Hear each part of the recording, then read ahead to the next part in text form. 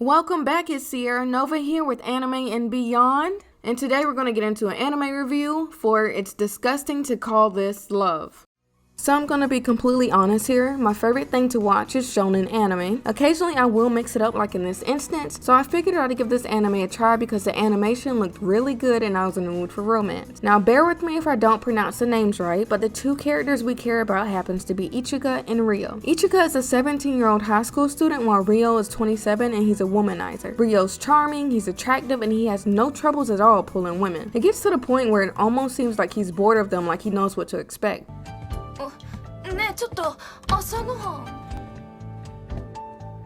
Anyway, our two characters end up meeting by chance at a train station, and Ryo almost falls down a flight of steps.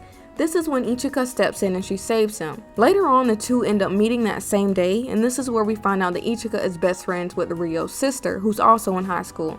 This happens because Ichika ends up swinging by Ryo's house, and that's where we put two and two together. Ryo then tries to put the moves on her as a form of appreciation, and it doesn't work. In fact, she calls him creepy for attempting to do this, and Ryo ends up falling for her because she's different.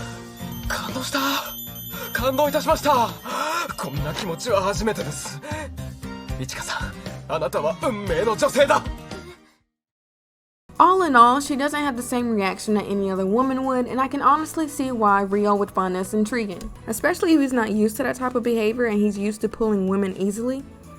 From there on, the show pretty much follows Ryo in his attempts to woo Ichika, and I like how realistic this anime is because Ryo's dad doesn't necessarily approve of Ryo's feelings, and it also deals with the scrutiny of their age gap as far as being in love. I also like how Ichika is embarrassed at certain points, and I feel like they captured that really well, especially when she pretended to be his sister to skip out on the judgment when they were in public together. She also went through bits of feeling insecure and comparing herself to older women, and I really liked how Ryo and Ichika didn't do anything and agreed to take things slow until she came around and until she was of age. I will say that I did experience some nervousness throughout the series because I honestly wasn't sure how things were going to go for a minute. For example, we end up meeting someone named Kai who appears as Ryo's competition because Kai likes manga and anime just like Ichika, and Kai and Ichika are both in high school.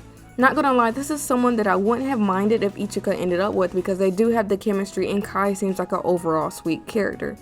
Then we end up meeting Ari, who's a colleague of Ryo, and she also seems to have pretty good chemistry with Ryo. So from that point on, things kind of got a little shaky, and like I said, I wasn't sure where things were gonna go. Especially when Ryo seemed to ponder it for just a little bit because she did make some valid points about his relationship with Ichika. 好きになっちゃったのは仕方ないけど、もしその子と付き合うことになったら、お互い年の差で苦しむことにならないかな。 And Ichika wasn't necessarily on board with Ryo's feelings at this point. So that was very interesting to see because it made me nervous and I wasn't able to predict how things were gonna go. To be honest, I think I would have been fine either way if Ryo and Ichika didn't end up with each other because it wasn't like the other people were horrible. So it was very hard to not root for them as well when they were nice characters, they were attractive characters, and they were pretty easygoing. I could see if they were just horrible and they were treating Ryo and Ichika horribly, but they weren't doing that.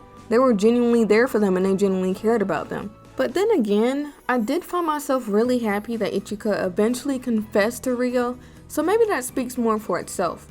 Like, I think I would have been bothered if she suddenly fell in love with him, and I'm glad it wasn't an overnight thing. I felt like Ryo was giving up on Ichika at certain points too, and that added to the realism for me in my opinion. I can't imagine pinning for someone for so long and your feelings aren't returned. It sounds really scary, especially when it's so hard to be vulnerable these days, and you're trying to open your heart up to someone and it feels like you're not good enough, or it feels like nothing you try is working. Overall, I think I would recommend this anime for someone because it has a lot of good aspects, the animation and the realism being one of them. Anyway, there's more to come soon, plenty of variety to expect. Let me know if you liked the anime or if there were bits you didn't like or bits that you don't agree with me about. Thank you for tuning in. Sierra Nova is out.